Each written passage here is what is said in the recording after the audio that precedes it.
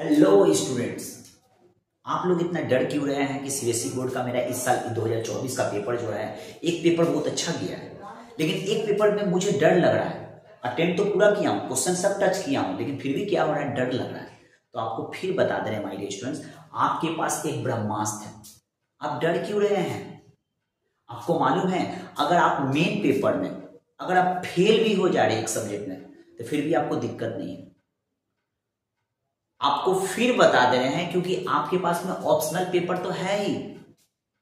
ठीक है, तो सीबीएसई का ये रूल है माय डियर स्टूडेंट्स कि अगर आप सपोज मान लीजिए कि मेन पेपर में किसी एक पेपर में फेल हो जाते हैं और ऑप्शनल में अगर आप पास हो जाते हैं, तो अल्टरनेटिव हो जाता है, मतलब ऑप्शनल आपका मेन हो जाएगा और मेन वाला आपका ऑप्शनल हो जाएगा।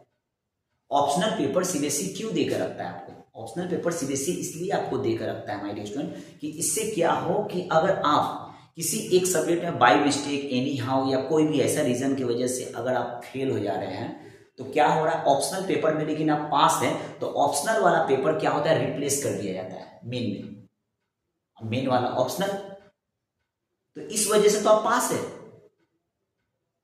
अगर आपका मैथ का पेपर खराब गया है या केमिस्ट्री का पेपर खराब गया है या कोई भी पेपर खराब गया है, सपोज, या एक स्टूडेंट ने मुझे कमेंट किया व्हाट्सएप में मेरा कि सर मेरा इंग्लिश का पेपर थोड़ा गड़बड़ हुआ है, डर लग रहा है। तो इंग्लिश का paper my dear student language paper है, ठीक है, उसके लेकर दिक्कत नहीं है, आपको पास होना पड़ेगा। ठीक है, तो ऑप्शनल पेपर का रोल क्या है आपको आज समझ में आ गया है। इस वीडियो में मैं आप लोग को यह सिर्फ समझाने आया हूं कि अगर आप किसी एक पेपर में फेल हो जाते हैं तो ऑप्शनल पेपर आपका मेन हो जाता है।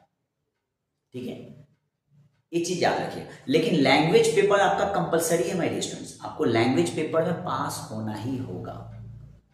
अगर क्लास 12 के स्टूडेंट हैं तो आपको 70 मार्क्स का थ्योरी पेपर में भी 33 मार्क्स लाना है, और आपका 30 वाला जो है आपका प्रैक्टिकल, उसमें भी 33% लाना है। अगर आप 10 के स्टूडेंट हैं सीबीएसई बोर्ड के, तो आपको थ्योरी और प्रैक्टिकल 80 और 20 दोनों मिला के आपको 33% लाना है। कितना आसान है। अगर सपोज मान लीजिए कि 80 में आपका 20 आ चुका है और उधर आपका 20 में मान लीजिए 13 आ चुका है, तो दोनों मिलकर 20 या 13 आपका 33% हो गया। तो आप जो है बेफिक्र रहिए, और एक चीज याद रखिएगा, जो पेपर आपका टफ इस साल आया है तो उसको मॉडरेट पॉलिसी के अंदर ले लिया गया है। आपका 1 मार्क से अगर आप कंसिस्टेंटली अगर फेल हो रहे हैं तो आपको पास कर दिया जाएगा। और पिछला बार आप जो है जाकर चेक कर सकते हैं, पिछला बार रिजल्ट अच्छा हुआ है 2023 में, तो इस साल 2024 में 2 से 3% रिजल्ट इंक्रीज किया जाता है। तो उस स्थिति में तो आप तो उसके अंदर में हैं, बॉर्डर के अंदर में हैं, और आप पेपर अटेंड किए हैं, पूरा पेपर टच किए हैं, क्वेश्चन को पूरा एकदम समझ के, तो आपको डरने का कोई बात नहीं है। तो मेरा न्यू बैच स्टार्ट हो चुका है माय डियर स्टूडेंट्स। मैं खिदीपुर कोलकाता में पढ़ाता हूँ, इंग्लिश एंड आर्ट्स ग्रुप मिलता हूँ, और मुझे सपोर्ट कीजिए, चैनल को सब्सक्राइब कीजिए। इतना मेहनत से मैं आप लोग को मोटिवेट करते रहता हूँ। मिलता हूँ नेक्स्ट वीडियो में।